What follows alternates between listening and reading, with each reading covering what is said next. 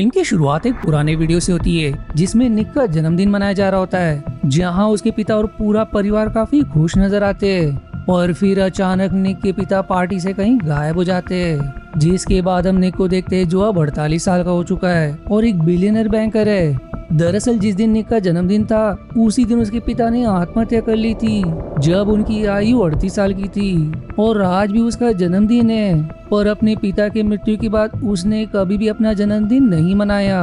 वहीं वो घटना निक पर गहरा असर छोड़ देती है, जिसके कारण चाहे उसके पास कितने ही पैसे ना हो पर उसे अपना जीवन अधूरा लगता है। इसलिए वो अब एक नए अनुभव की तलाश में है। इसीलिए अगले दिन काफी समय बाद जब निक अपने भाई कॉनराड से मिलता है, जहां उसका भाई नशे के लत के कारण जो रिहैबिलिटेशन में रहता है, वो निक को जन्मदिन के तौर पर कंज्यूमर रिक्रिएशन सर्विसेज यानी कि CRS नाम की कंपनी का बिजनेस कार्ड देता है। कॉनराड निक को सुझाव देता है कि उसे वहां जरूर जाना चाहिए, क्योंकि ये उसकी साधारण जीवन को एक अलग ही रोमांच देगा, जिसे अनुभव करके उसे बहुत अच्छा लगेगा, क्योंकि वो भी इस सर्विस का काफी समय से हिस्सा है। इसीलिए अगले दिन निक CRS के ऑफिस पहुंचता है, जहां उसकी मुलाकात जिम नाम के आदमी से होती है, जो निक को कुछ टेस्ट फॉर्म भरने को देता है। लेकिन फॉर्म भरने से पहले निक उससे सवाल करता है कि आखिर इसमें होता क्या है। जिम समझाता है कि ये बस एक खेल है जिसे आप कभी भी छोड़ सकते हो। इसलिए निक फॉर्म भरने के लिए मान जाता है, पर अगले दिन CRS के लोग उसे फोन करके ये बताते हैं कि उसका फॉर्म रिजेक्ट कर दिया गया है, जो सुनकर वो हैरान हो जाता है। लेकिन जब वो अपने घर के पास पहुंचता है तो उसी दरवाजे के सामने एक आदमी का शव दिखाई देता है, ठीक वैसे ही जैसे उसके पिता ने घर की छत से कूदकर अपनी जान दी थी। और जब वो उसके पास जाता है तो वो कोई शव नहीं बल्कि एक जोकर का मैनिक्विन निकलता है, जिसे वो अपने घर में लाकर रख देता है। लेकिन फिर उसे उसकी जीप के अंदर से चाबी मिलती है, और तभी टीवी में चल रही न्यूज का एंकर निक से बातें भी करने लगता है, जिससे निक एकदम दंग रह जाता है कि आखिर ये सब हो क्या रहा है और टीवी का एंकर उसे देख कैसे सकता है। तब उसे उस जोकर की आंख में कैमरा लगा दिखाई देता है, इसलिए वो उसकी गर्दन ही तोड़कर कैमरा बंद कर देता है। इसके बाद अब निक एंसन नाम के आदमी से मिलता है और उसे याद दिलाता है कि मैंने तुम्हें काफी पहले कॉन्ट्रैक्ट दिया था, पर तुम रिटर्न में मुझे कोई मुनाफा कमाकर नहीं दे रहे हो, इसलिए अब मैं तुमसे कॉन्ट्रैक्ट वापस ले रहा हूँ। पर जब वो एंसन के हस्ताक्षर लेने के लिए अपना सूटकेस खोलता है तो वो खुलने का नाम ही नहीं लेती, जिस गुस्से में वहाँ से चला जाता है। इसके बाद वो एक रेस्टोरेंट में कॉफी पीने आता है, पर तभी क्रिस्टीन नाम की वेट्रेस गलती से निक के ऊपर जूस गिरा देती है, जिस गलती के चलते मैनेजर उसे तुरंत जॉब से ही निकाल देता है। इसलिए गुस्से में वहाँ से चली जाती है, पर उसके जाने के बाद एक वेटर निक के टेबल पर एक नोट रखकर चला जाता है, जिसमें लिखा होता है कि उसे क्रिस्टीन को जाने से रोकना होगा। इसीलिए वो तुरंत उसके पीछे जाता है, पर तभी अचानक में रोड पर एक आदमी अपने आप ही धाराशायी हो जाता है, जिसे देखकर क्रिस्टीन उसे होश में लाने की कोशिश करती है, लेकिन उसकी हालत में जरा भी सुधार नहीं आता। तभी वहाँ से एक पुलिस की गाड़ी गुजरती है, इसलिए निक उनसे मदद मांगता है, जिस पर फिर पुलिस वाले तुरंत एक एम्बुलेंस का बंदोबस्त करते हैं। पर फॉर्म भरने के लिए क्रिस्टीन और निक को भी हॉस्पिटल जाना पड़ता है, लेकिन जैसे ही वो हॉस्पिटल पहुंचते हैं वहाँ की बिजली अचानक में ही चली जाती है और अजीब कारण से सारे स्टाफ वहाँ से भाग जाते हैं, जो देखकर निक अब समझ जाता है कि ये जरूर CSR के गेम का ही हिस्सा है। वो क्रिस्टीन को भी इस बारे में समझाता है, लेकिन उसे कुछ समझ नहीं आता। तभी वहाँ की लिफ्ट अपने आप ही खुल जाती है, इसलिए वो दोनों लिफ्ट के जरिए वहाँ जाने लगते हैं, पर वो लिफ्ट चालू होने का नाम ही नहीं लेती। तब निक की बत्ती जलती है, और जब वो उस जोकर मैनिक्विन से मिली चाबी लिफ्ट में लगाता है तो वो चालू हो जाती है, जो देखकर वो दोनों भी हैरान हो जाते हैं। लेकिन फिर थोड़ा नीचे जाते ही लिफ्ट फिर से बंद हो जाती है, इसलिए उन दोनों को इमरजेंसी डोर के जरिए बाहर निकलना पड़ता है। आप दोनों वहाँ से निकलने के बाद सीधे CRS के ऑफिस पहुँचते हैं, लेकिन मोशन डिटेक्टर के कारण वहाँ का अलार्म ट्रिगर हो जाता है। इससे पहले कि सिक्योरिटी को लगे कि वो चोर है, इसलिए वो दोनों तुरंत वहाँ से भागने लगते हैं, लेकिन अब उनके पीछे पुलिस पड़ जाती है, और जैसे तैसे वो दोनों वहाँ से भागने में सफल हो जाते हैं। इसके बाद क्रिस्टीन निक के घर कुछ देर आराम करने के बाद जब कैब से अपने घर के लिए जाने लगती है, तब क्रिस्टीन ये रिवील करती है कि उसने जानबूझकर उस पर जूस गिराया था, जिसके लिए उसे $400 मिले थे, जो जानकर निक को यकीन ही नहीं होता। अब अगले दिन जब निक सोकर उठता है तब उसकी सिक्योरिटी उसे फोन करके एक बुरा खबर देती है कि उसने अपना क्रेडिट कार्ड कहीं छोड़ दिया, जिसे एक फीमेल ने एक होटल को सौंप दिया। साथ ही उसने आपके लिए कमरा भी बुक करवाया है।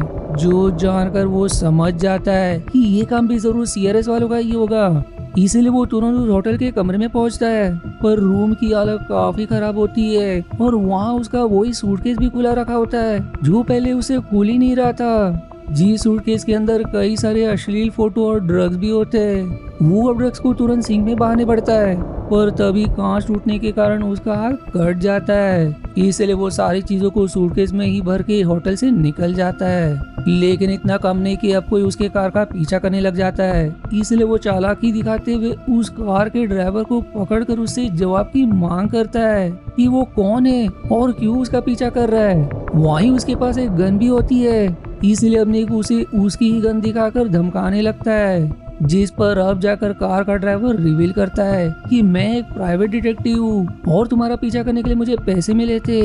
जो इतना उगलने के बाद वहाँ से भाग निकलता है।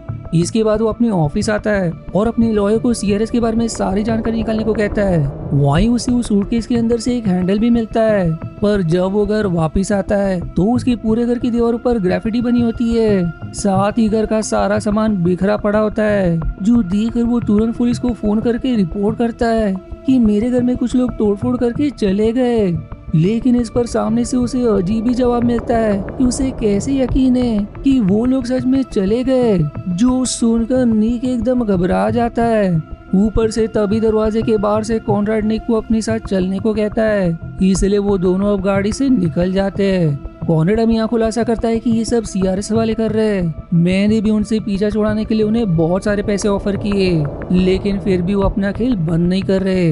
इतना कम नहीं था कि तभी उनकी गाड़ी का टायर पंचर हो जाता है, जिस पर कॉनराड को लगता है कि इसके पीछे भी सीआरएस का ही हाथ है। कॉनराड अब टायर बदलने के लिए जब टूल्स निकालने पड़ता है तो उसे निक की गाड़ी में कई सारे सीआरएस की चाबी मिलती है, जिसे देखकर वो निक पर बरस पड़ता है कि वो भी सीआरएस से मिला हुआ है जो उसके साथ गेम खेल रहे हैं। निक उसे समझाने की बहुत कोशिश करता है, लेकिन वो कुछ भी सुने बगैर वहाँ से चला जाता है। अब घर जाने के लिए निक एक टैक्सी लेता है, पर ड्राइवर उसे कहीं और ही ले जाने लगता है और थोड़ी दूर आने के बाद टैक्सी से कूद जाता है, जिससे टैक्सी सीधे नदी में जा गिरती है। निक अब अपने आप को बाहर निकालने की बहुत कोशिश करता है, लेकिन दरवाजा ही नहीं खुलता। तभी उसकी बत्ती जलती है और उसे उस हैंडल का याद आता है जो उसे उसके सूटकेस से मिला था, जिसकी मदद से वो तुरंत टैक्सी से बाहर आ जाता है।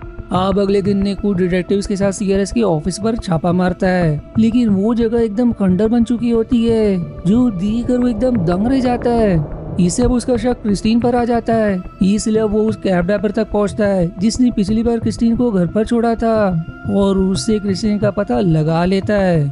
अब उससे सवाल करने पड़ता है, लेकिन पहले वो उसे कहती है कि तुम यहीं रुको, मैं कपड़े बदल कर आती हूँ। जिस मौके का फायदा उठाकर निक घर की तलाशी लेने लगता है, जहाँ उसे कई सारी चीजें पर लेबल लगा मिलता है, मानो उन चीजों को अभी अभी यहाँ रखा गया हो, जिससे उसका शक यकीन में बदल जाता है कि क्रिस्टीन भी उनसे मिली हुई है। अब जैसी वहाँ क्रिस्टीन आती है, निक की शक्ल देखकर वो समझ आती है कि उसे सब मालूम हो गया है। तब वो इशारे में कहती है कि यहाँ स्मोक डिटेक्टर में कैमरा लगे जो हमारी हर हरकत को देख रहे हैं। पर इससे निक को बहुत ज्यादा गुस्सा आ जाता है, इसलिए वो स्मोक डिटेक्टर को ही तोड़ देता है। लेकिन अब इससे घर के नीचे सीआरएस के लोग पहुंच जाते हैं, जो घर में अब अंधाधुंध फायरिंग शुरू कर देते हैं, जो देख वो दोनों तुरंत गाड़ी से भागने लगते हैं। अब रास्ते के दौरान निक क्रिस्टीन को धमकाते हुए उससे सारी बात बताने को कहता है, जिस पर अब वो रिवील करती कि जब सीआरएस वालों ने तुमसे फॉर्म भरवाकर टेस्ट लिया था, तब उन्होंने तुम्हारी सारी डिटेल्स निकाल ली थी, जिससे उन्हें तुम्हारे अकाउंट की सारी जानकारी मिल गई। जो लोग अब तक तुम्हारा सारा अकाउंट खाली कर दिए होंगे। जो सुनकर वो तुरंत बैंक में फोन लगाता है और उसे अपना पासवर्ड बताकर अकाउंट का बैलेंस चेक करने को कहता है। और चेक करने के बाद सामने से एक फीमेल एक शॉकिंग जानकारी शेयर करती है कि उसके अकाउंट में एक भी पैसे नहीं रहे, जो जानकर अब निक के पसीने छूटने लगते हैं। इसके बाद वो दोनों वहाँ से एक केबिन में आते हैं, जहाँ फिर क्रिस्टीन निक को कॉफी ऑफर करती है, जिसे बेवकूफ निक पी भी लेता है क्योंकि उसमें क्रिस्टीन ने नींद की दवा मिला दी थी। वो अब सबसे बड़ा खुलासा करती है कि तुमने अभी जिससे बात की वो हमारी ही साथी थी, तब तक हमने तुम्हारे अकाउंट से रुपये नहीं निकाले थे, पर तुमने उसे पासवर्ड बताकर हमारा काम पूरा कर दिया। जिसके इतना कहने के बाद निक को पूरी तरह नींद आ जाती है। इसके बाद जब उसे होश आता है तो वो अपने आप को एक बक्से के अंदर पाता है, और जब वो वहाँ से बाहर आता है तो किसी दूसरे शहर के शमशान घाट में होता है, जो देखकर वो एकदम दुखी हो जाता है। वो अब अपना सब कुछ खोने के बाद अपनी घड़ी को, जो उसके पिता की आखिरी निशानी थी, उसे बेचकर जैसे तैसे अपने शहर पहुंच जाता है। पर अब भी उसकी मुसीबत कम नहीं हुई थी, क्योंकि उसे अपने घर के गेट पर घर की नीलामी का नोटिस मिलता है, जो देखकर वो बुरी तरह से टूट जाता है। वो अब गेट बंद होने के कारण उसके ऊपर से होकर घर के अंदर जाता है और अपनी एक सीक्रेट जगह से कुछ पैसे और गन निकालता है, जिसे लेकर वो घर से निकल जाता है। इसके बाद वो अपनी एक्स वाइफ एलिजाबेथ से मिलता है और कुछ समय के लिए उससे उसकी कार मांगता है। यहाँ निक की हालत देखकर वो भी दंग रह जाती है, इसलिए मजबूरी के नाते उसे अपनी कार की चाबी दे देती है। तभी निक को टीवी पर जिम दिखाई देता है, जो एक दवा का ऐड कर रहा होता है, जो देखकर वो समझ जाता है कि ये बस एक पेड एक्टर है। इसलिए फिर वो इधर उधर से उसका पता लगाकर उसके पास पहुंच जाता है और अब उसे गन पॉइंट पर लेकर सीआरएस के ऑफिस ले जाने को कहता है। इसलिए डर के मारे जिम उसे सीआरएस के ऑफिस ले आता है। यहाँ निक को वो सारे लोग दिखाई देते हैं जिसे भी उसने फॉर्म भरने के बाद देखा था, जहाँ क्रिस्टीन भी होती है। निक अब उस पर गन तान कर अपने साथ चलने को कहता है, लेकिन तभी वहाँ फिर से कुछ गार्ड्स आकर उस पर गोलियां बरसाने लगते हैं, जिसमें जिम के साथ और भी लोग मारे जाते हैं। और निक और क्रिस्टीन जैसे तैसे टेरेस पर आ जाते हैं। वो अब बंदूक की नोक पर क्रिस्टीन से सीआरएस के हेड को यहाँ पर बुलाने को कहती है, लेकिन वो उसकी एक नहीं सुनती। पर तभी उसे निक के हाथ में गन दिखाई देता है, जो देखकर वो उससे सवाल करती है कि ये गन उसे कहाँ से मिली, क्योंकि ये उनकी कंपनी की है ही नहीं। निक को कुछ समझ नहीं आता कि आखिर ये कहना क्या चाहती है। तब घबराहट में क्रिस्टी सारी पोल खोल देती है कि ये सब बस एक बड़ा नाटक है, जिसमें हमारा साथ कॉनराड भी दे रहा है, और नीचे जो लोग भी मारे गए वो सब भी इसी नाटक का एक हिस्सा थे। हम लोगों ने आपके घर में नकली गन रखी थी। लेकिन तभी दरवाजे के पीछे से कुछ लोग दरवाजा खोलने की कोशिश करते हैं, जिसके जवाब में अपनी दूसरी तरफ गन तान देता है। क्रिस्टीन निक को बहुत समझाती है कि वहाँ कॉनराड और बाकी लोग हैं जो आपको जन्मदिन की मुबारकबाद देने आए हैं, लेकिन इतना धोखा खाने के बाद निक को इस पर विश्वास नहीं होता। और फिर जैसे ही वो दरवाजा खुलता है, निक घबराहट में गोली चला देता है, जो सीधे कॉनराड को जा लगती है, जिससे कॉनराड की मौत हो जाती है। अब निक ने तो अपने पिता को पहले ही खो दिया था, और अब उसका भाई ही उसके हाथों मारा गया, जिस पछतावे में वो मरने के लिए अपनी पिता की तरह टेरेस से कूद जाता है। और अब जाकर मूवी का क्लाइमेक्स रिवील होता है। दरअसल नीचे आते वो एक हॉल की कांच तोड़कर एक बहुत ही बड़े बलून पर जा गिरता है, जहाँ कुछ लोग निक को संभालते हैं कि वो बिल्कुल ठीक है, क्योंकि ये नकली कांच था। तभी वहाँ कॉनराड भी आता है, जो अब भी जिंदा था, जिसने बस मरने का नाटक किया था, यानी कि वो भी गन नकली थी, जो देखकर निक के तो होश ही उड़ जाते। उसे अब समझ आता है कि सच में ये बस एक खेल था, उसे जिंदगी में एक नया अनुभव और जिंदगी के प्रति एक नई सोच देने के लिए, ताकि वो पिता को खोने के सदमे से बाहर निकल सके, जो जानने के बाद उसकी जान में जान आती है। जहाँ फिर कॉनराड उसे जन्मदिन की मुबारकबाद देता है, जिस पर निक फिर उसे गले लगा लेता है। फिर मूवी की आखिरी सीन में निक क्रिस्टीन को डेट के लिए पूछता है, यानी कि अब उसने जिंदगी में आगे बढ़ने का तय कर लिया है। जीसी के साथ ये सस्पेंस मूवी यहीं समाप्त हो जाती है। आशा है आपको मेरी एक्सप्लेनेशन पसंद आई। यदि हाँ तो प्लीज वीडियो को लाइक करना और चैनल को सब्सक्राइब करके सपोर्ट करना ना भूलें। मिलते हैं अगले एक्सप्लेनेशन वीडियो में, तब तक के लिए धन्यवाद दोस्तों।